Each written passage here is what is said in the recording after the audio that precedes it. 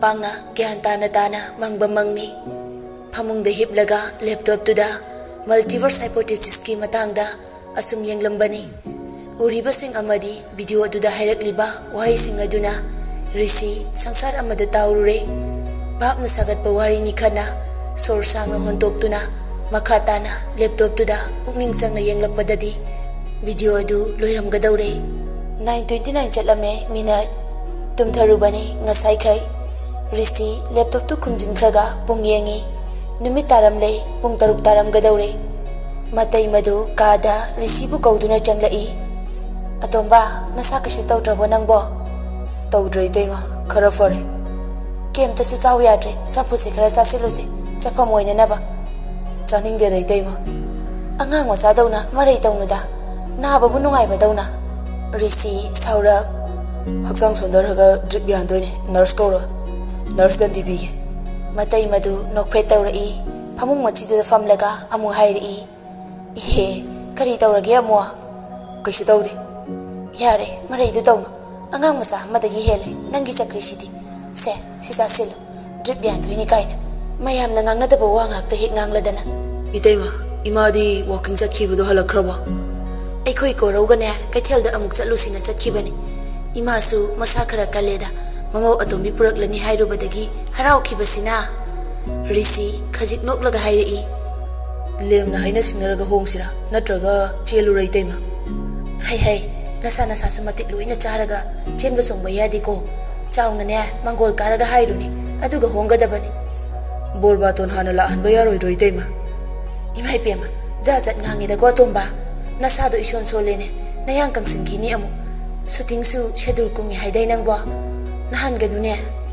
shooting gi sidi kaishu toroida film yam kumba tale kumba kanda hit chalala loire yam kumlaga mama laidau mande mina su hanjin anawo film khudingi yawuda yining dau mande asina tradi hero se leijadrabo kaina amu haina kradi anghaw basidi inhawgi wakhalon sidi ko natai magyan ga tajadre adu sasiluko kemta sadana ne guli chaba yaroi nurse kau da yaroi marai sim tawradi kau hairabane haris tu su haiba ngang batade misu hospital la duty tawri bane adu hekte haba natene yadrasu aina re hardi yahan gadamne anam kaladi nongmai ki bane madu yangang do nongmai namaga faro haidori ban matai madu sor sang na hondorai aigi nungsiba inausidi kaino matawredana angaw biduna kok manung sidane adum lesilaga ngaholabane mangda suma hekta thogle iteima mangdadi ibani thungna khreda aduga laisu leimine atomba kaino ne masiba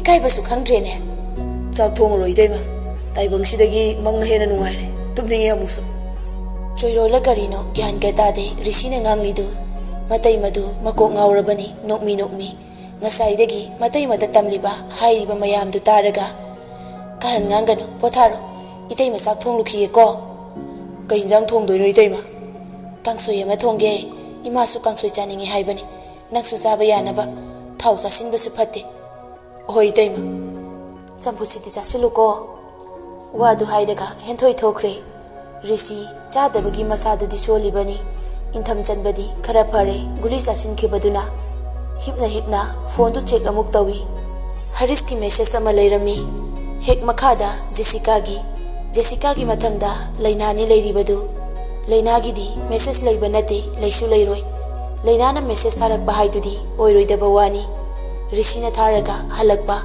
thadragana tuminna silent da leiba masini lainagi hainabi rishi oibagi mana hana message tharak tabra haibadudi rishi khangde adubu ngasi fauba phana kuina loina raklibasi lainana hana message tharak ba yaudri karigi su tharakani anidu amana amanung sinare haiduna yanaba natri yaninglasu yaningda basari nungsirabasu nungsida basari rishina nungsizai haiba khanglabani lainasu adubu nupi oibigi haunasa yasinadri rishi hariski message tu hana pai lamama leire ebida thenglabani rishi reply setpi call da sase sumbo waridi ainangi nupanate message tarakan haris tu online leiribani masu setpire reply du minai nang sine nurse ama fawa namana bana wasi hida kap no purak pangam dabana tinabai kai kanage albina purora gracie purora kanana puro haise nang dawna chopo nupa na te rishi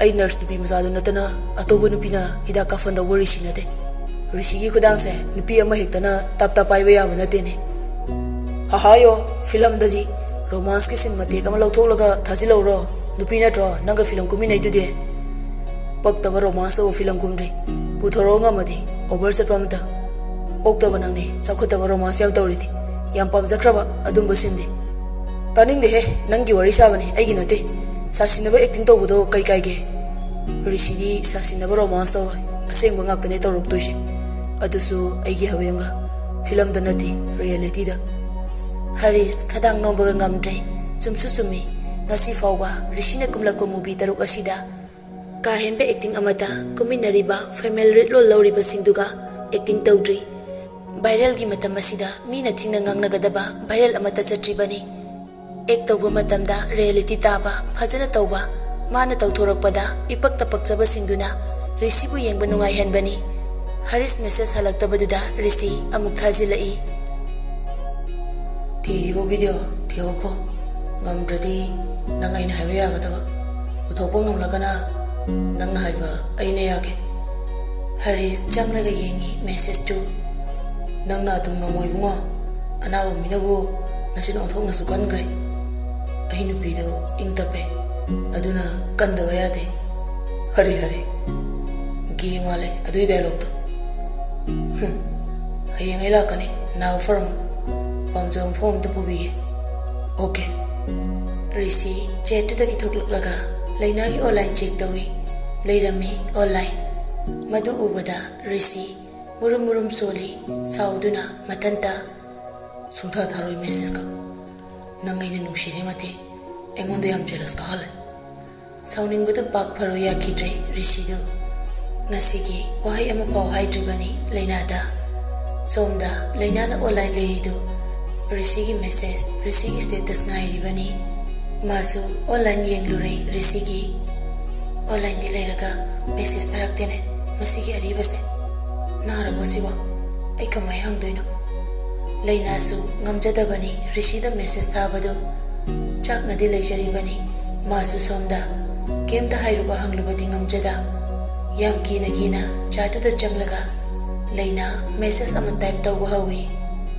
Dada narabo sen tawge tawbaga khubi du tap phabagum phajin krai leina iribo haidu amuk loine kai as ai kai haidoino sorry chalo maida nan geina chakna doigi tawe aduga masina lemgre aina di manu shida badawna mana da saw aina magi khanba horlagana mana ekta lakna laithoki kangsina da basaraga leina amuksu sorry hairi celebrity ni kaino nupi kudingma magi hasmala oirabanina amada mutlamani aisina karigino series ka tasinge toishibo leina he leina apangbina mathanda amu masana masabu jaije nupagi thamoibu tha maside khangba ngamba hongnade aise ngaurabra kaino magi message ngaidena ga tawi kido boi ngaidena ngairoi murum solaga amu suktok suksin tawridu ubada Gresina Laina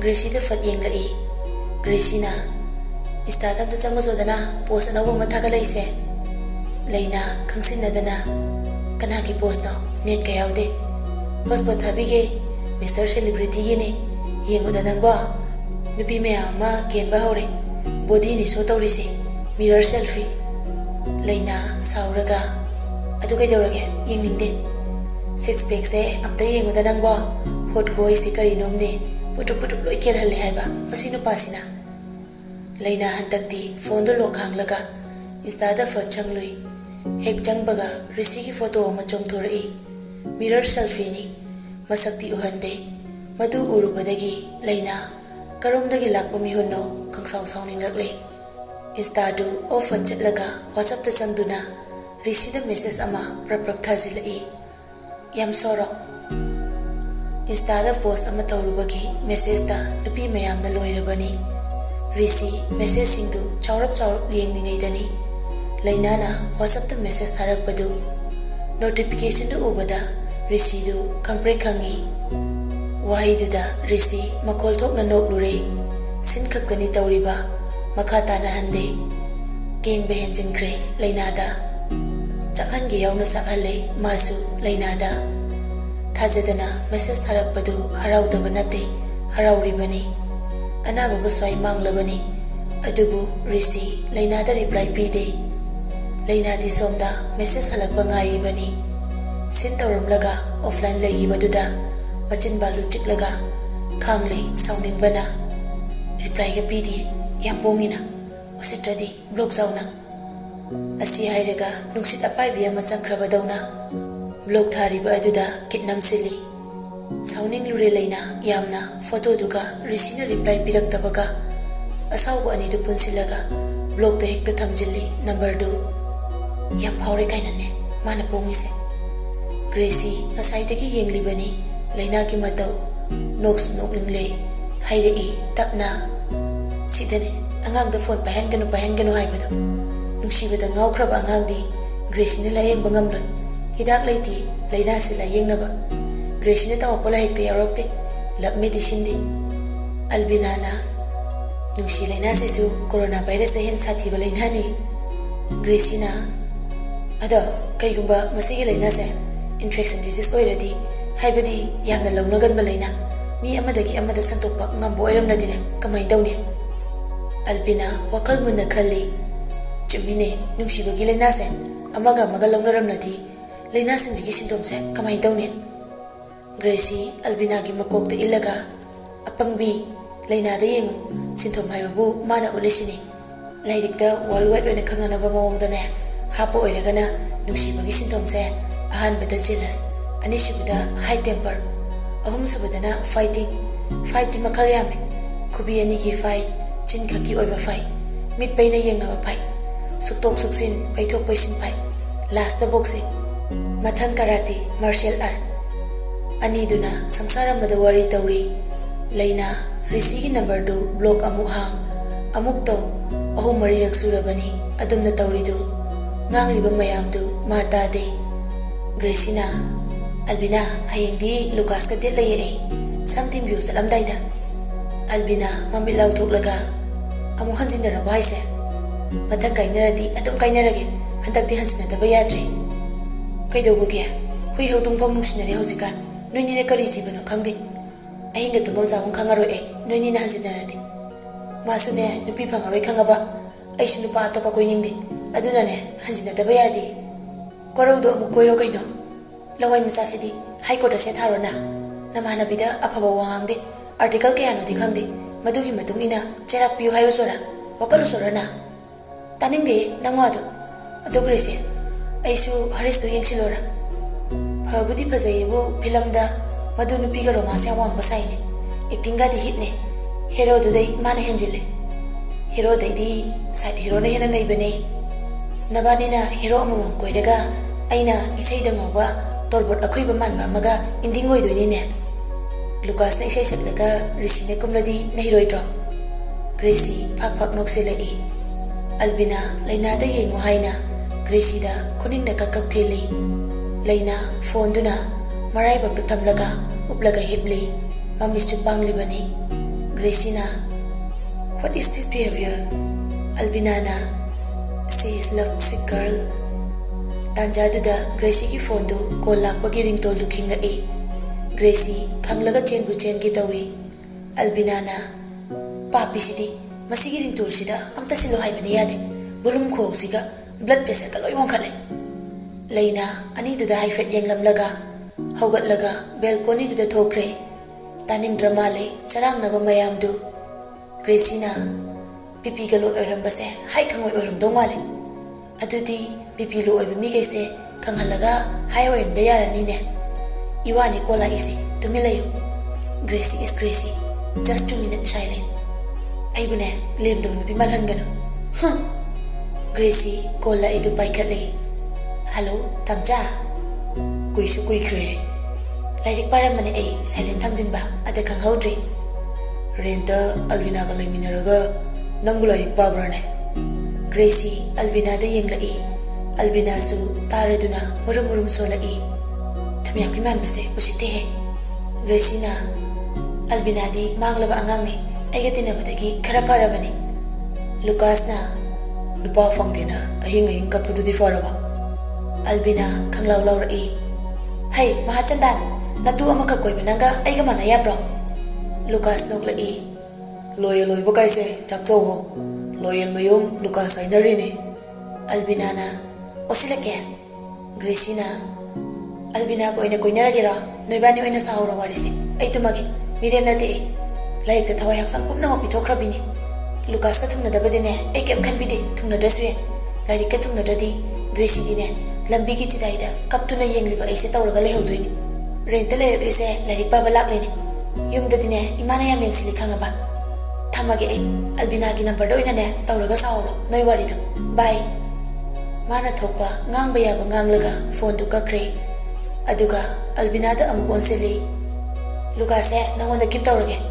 Tui, Mina Koiki Doxaro, Imana Bina Kojo Hibene, Iwada, Tumiaki Malasune, Yodi Tabane, Gitar Kapaidaka, Isai Sakpadine, Nangauri in Taina, Nanga with the Natra, I get going to Credo. Gracia, Hangoi Ewaris, as Tomage. Lena, Nangidorike, Sakatose. Lenana Kumla E. Domo. Gracia Albinaga, Chapmanana. E.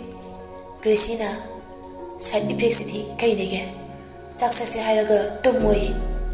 Anidu, Kitchen the Sankre, Ngang Dana. Lena, Somda, Tumin family, Belgonida. Istagi Postuda, Risina, Nupi Amagi Kamenda. Haksangam de Haibudu Urubadagi. Lena, Saurambadu, Karadi Parabani. Lena Matanta, Paksak the Chakley. Naraga, Istad Irang Toraga Lane. Engon the Hibadiato Naradi. Bina Mrs. Taraga, Halap Misukandi. Enedi dum Hanbiraga. Lena Asomdagi, Chaksa Bagini, Kauraklidu. Lagi he. Isuk Suklaga Changai, Amu, Belgoni dagi. Anirakana, Mrs. Taru Basungamda. Lena do, Laifamga Kangdre.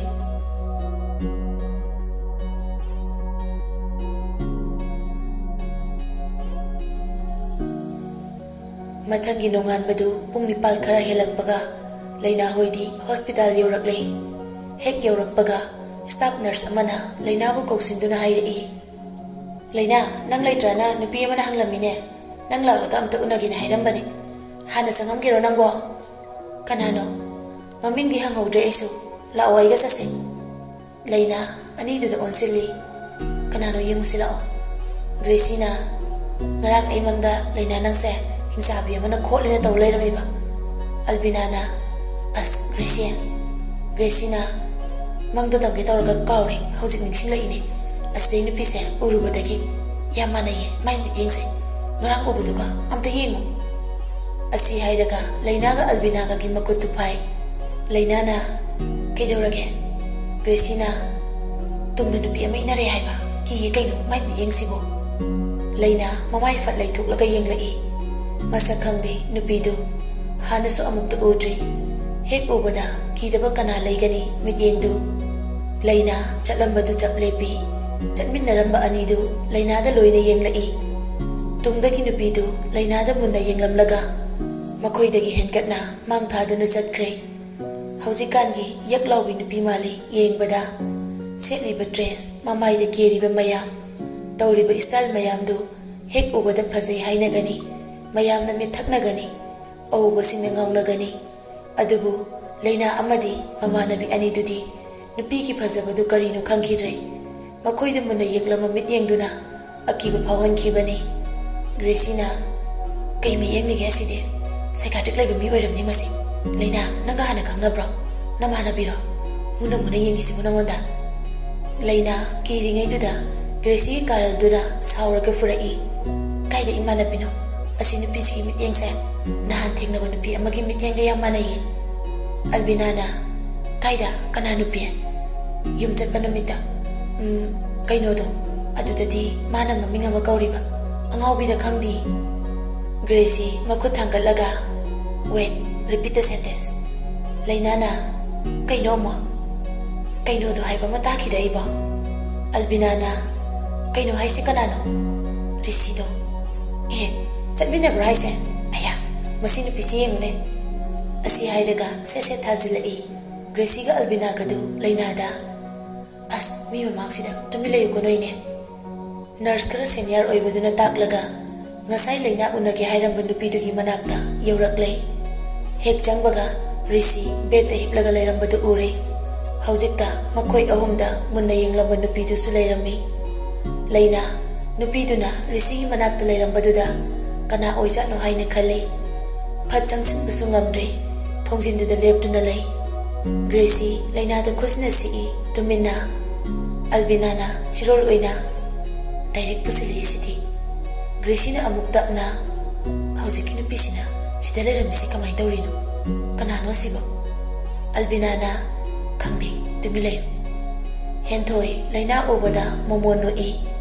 Rishi mamaidu laithokre laina obadagi sauba manba sakfamda staff nurse tuna haire laina unagi haibirambado. Henthoi nani laina laibra unagi haina hanglami haibadu nupi ahumdu ubadagi Haristi wajaw horakle. Nurse ataina hida kafaloi haire aduini chalaina itay nang hangwane drip yandadi heroje zero tarane amtala nahangi nomra ka tawruba detuna layaw hawre. Laina tin khanga hai. Hariski nomra ka tawruba det hairakpaduda Gracie laina gi mananganda dup dup surai habaduda nangdi injang hawba chadawre tin harabanina. Risina hidakse kap toyerdi kapase ayumda pothani sida kuina lainingte. Isoga yamna langlakpaduda laina du tapli tapli sangsilai. Henthoina atomba nangna ngarangdagi tawriba iso mayam sidi kari nungsino khangdreda. Harisna kesa laini keba mom lakpasida aribana kesna base aidi yam puningi. Rishi hiplambadudagi longna fuk haugalai. Gari sopiro ai chalamage. Henthoina onthokpanida tawnariba mayamdu nakandagi Liadi asum yengli wangangdi.